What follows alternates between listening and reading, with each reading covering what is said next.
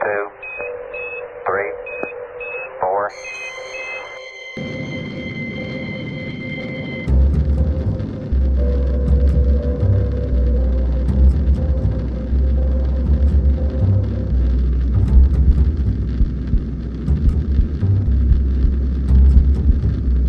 Pulp Culture Cafe presents classic sci-fi.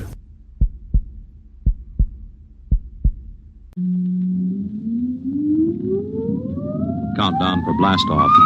X minus 5, 4, 3, 2, X minus 1, fire.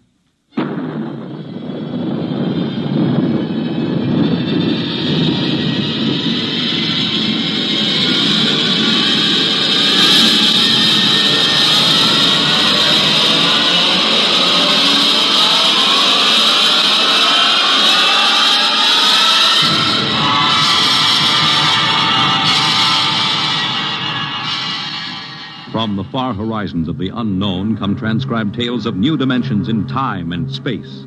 These are stories of the future, adventures in which you'll live in 1,000,000 could-be years on 1,000 maybe worlds. The National Broadcasting Company, in cooperation with Street and Smith, publishers of astounding science fiction, presents X minus 1.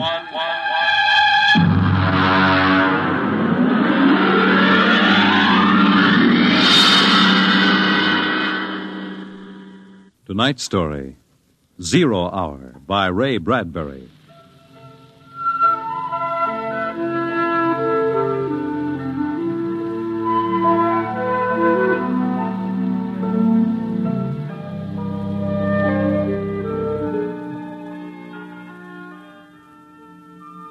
It was a perfect summer day in the year 1985. Sunlight illumined the suburbs, and the town drowsed on a tide of warm, sunlit air.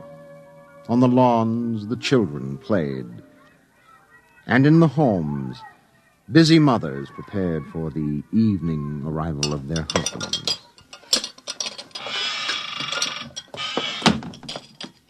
Excuse me, Mom.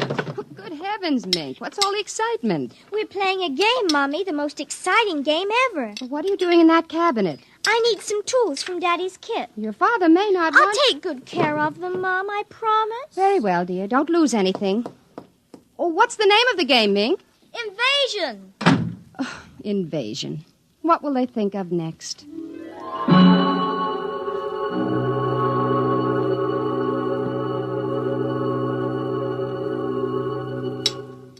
This, and this, and this, and this.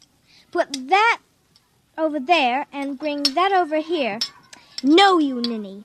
Now get back while I fix this. They want it this way. See? Sure. Just let me fix this. We'd better talk to Drill and get some more instructions, Art. Where is Drill? Drill? Hey, Drill! Drill! He's in the rose bush, I think. I'll talk to him myself, and you write it down on the pad. Okay. Drill? Drill? Okay.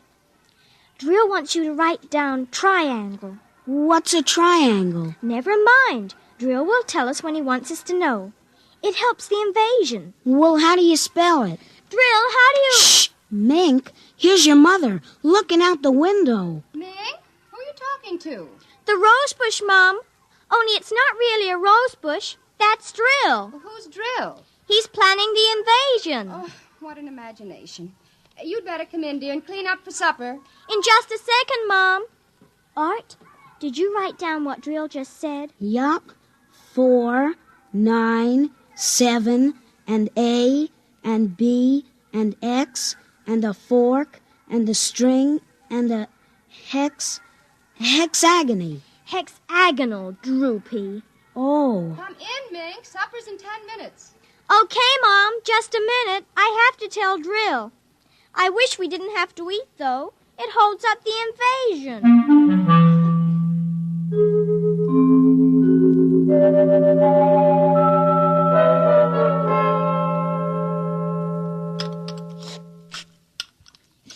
Mink, for heaven's sake, slow down. You'll choke on that soup. I can't, Mom. It's a matter of life and death. Oh, what's a matter of life and death? The invasion. Oh, what invasion is that? Oh, just some silly game the children have been playing. Well, whatever it is, Mink, it'll wait until you've finished your supper, I'm sure. But Drill is waiting for me, Daddy. Oh, who's Drill? New boy in the neighborhood? He's new, all right, only you can't see him. Not yet. He hasn't come through yet. What do you mean you can't see him? He lives in a rose bush in our backyard. Oh. Imagination, Henry. Mm-hmm. Well, while you're at it, tell me more about this new game. It's Martians invading Earth, Dad. What? Well, not exactly Martians, Dad. They're from, I don't know, from up. And from the inside of that little head of yours. You're laughing. Drill said you would. You'll kill Drill and everybody. Well, I didn't know you could kill a Martian. Not really a Martian, Mom. Maybe he's from Jupiter. Or Venus, even. Imagine. They couldn't figure out a way to attack the Earth. So the kids are helping the Martians. Oh, pretty slick, those Martians, using the kids for a fifth column, eh, Mary? Drill says after the invasion, we can stay up as late as we want. No more baths either. Oh, is that so? And we can watch all the grown-up televisor shows. Mm-hmm. Well, I don't wonder this invasion has caught on among the kids. Some of the kids are giving us trouble, like Dale Britz and Petey Jarrick. They're growing up, so they won't believe in the invasion. They make fun. Worse than parents, even. I hate them worst. We'll kill them first. I hope you're saving your father and me for last. Drill says you're dangerous. Know why? Why? 'Cause you don't believe the Martians ought to let us kids run the world. But I think they'll let me keep you because I'm helping so much. I'll talk to Drill. Maybe we won't have to kill you. Mary, I think this nonsense has gone far enough. Can I go out now, please? Run along, dear.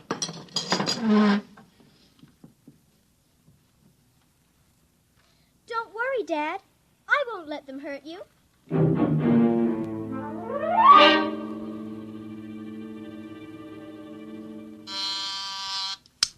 Televisor. Oh, would you please connect me with Mrs. Helen Rogerson on Channel 72Z, Pittsburgh, Pennsylvania. What is your channel, please? 817X, New Rochelle, New York. Thank you. Just a moment. Go ahead. You can see your party now. Hi, Sis. How are things in New York? Fine, Helen. How are things in Pittsburgh? Oh, you look tired. Oh, I've been having a terrible time with the children. Sick? No, just underfoot. They've got a new game that's got me just about crazy. It's called Invasion. Did you say invasion? Isn't that strange? My Mink is playing it, too. My boy Tim is all involved with some imaginary fellow named Drill, who's running the invasion. Must be a new password. Mink likes him, too. How do you suppose these games start? My backyard looks like a scrap drive. They've got every conceivable kind of mechanical gadget out there. I talked to Josephine Schiller in Boston, and she says her kids are wild about it, too. It's sweeping the country. I can't understand it. Helen, do you suppose... What?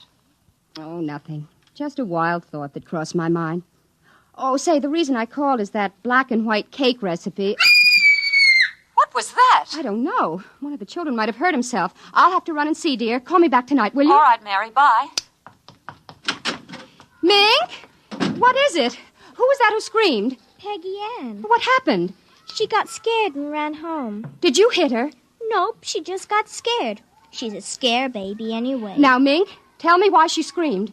No, I can't. Mink, you'll answer me or come inside this instant. I've had enough nonsense. I can't quit now, Mom. It's almost 0 hour. Then tell me what frightened Peggy Ann. Okay, she saw Drill. He almost came through. Through what? Those pipes and things we set up. She looked into one of the pipes and screamed. I guess she saw Drill. And no one hit her? No, Mom. Very well, Mink. I'll call Peggy Ann's mother and see how she is. If we could only get Drill through, it would be easy. Then all the others could come through after him. I'm going in now, Mink. I'll call you in for your bath in half an hour. Your father and I want to go out tonight. You won't be able to go out, Mom. Why not? 0 hour's 5 o'clock, Mom.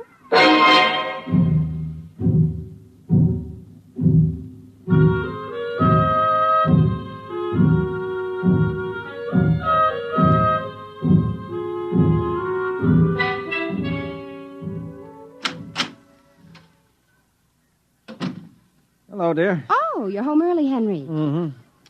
Thought I'd relax a little before we went to the theater. Where's the little one? Out back. Oh, same game? Mm-hmm. Same game. They've got a stack of pipes and hammers and spoons a mile high out there. Oh, my children. Why do we have them? Well, they are strange creatures, aren't they? Even Mink. She's a part of us, and yet... Yeah, look, dear, I'd like to discuss this with you, but we do have a theater date, and it's almost 5 o'clock now, so... Say, what's happened to the kids? They're so quiet.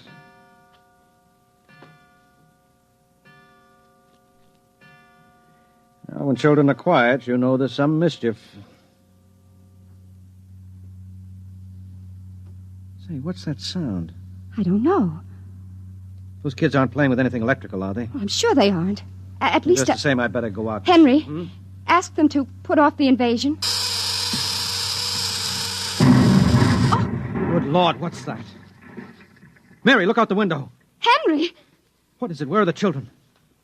Mary, why are you shaking? What did you see? Henry! Quick, up to the attic. Well, they aren't in the attic. Yes, the attic, quick. No, Mary, come back here. Mary, don't go up. They aren't up there. Mary, are you out of your mind? There's no one up here. Quick, shut the door. Lock it. But there's nothing up here. What is wrong with you? Now, Mary, come to your senses. Henry, we've got to stay here and hide. What are you talking about? I saw it through the window. Henry, it was horrible. They weren't making believe. It is an invasion. Oh, Mary, for heaven's sake, let's get down out of this attic and talk this over sensibly. I want to find out if Mink is all right. She's all right. I saw her. She was leading them around the corner of the house. Leading who? The kids? Shh. Listen. Well, there's nothing. Listen. The front door. They're coming. Good Lord, those kids sound like 50 men with boots on. No, not men. Oh, please, God, don't let them find us. Don't let them, please, God.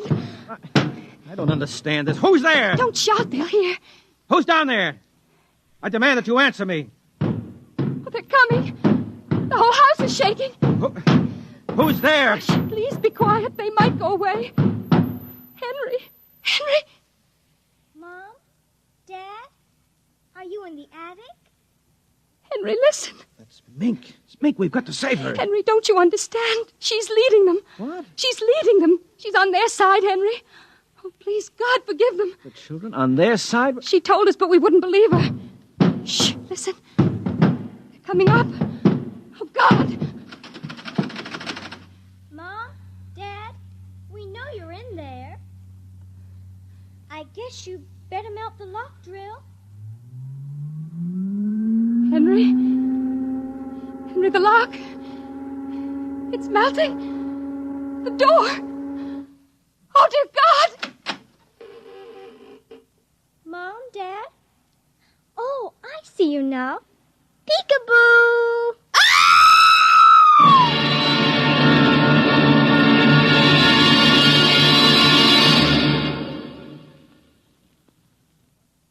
You have just heard X-1, presented by the National Broadcasting Company in cooperation with Street and Smith, publishers of astounding science fiction. Tonight, by transcription, X-1 has brought you 0 Hour by Ray Bradbury, as adapted for radio by George Lefferts. Featured in the cast were Nina Reeder, David Pfeffer, Peggy Lubin, Les Damon, Raleigh Bester, Bob Hastings, and John Larkin. X-1 was directed by Daniel Sutter and is an NBC Radio Network production.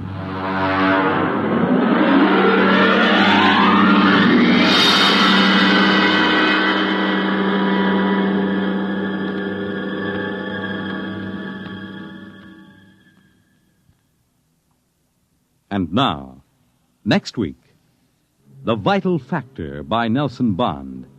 The story of a man who sought to rule the universe and then discovered that this formula for gaining that power was minus one precious ingredient. You'll hear it on X-1.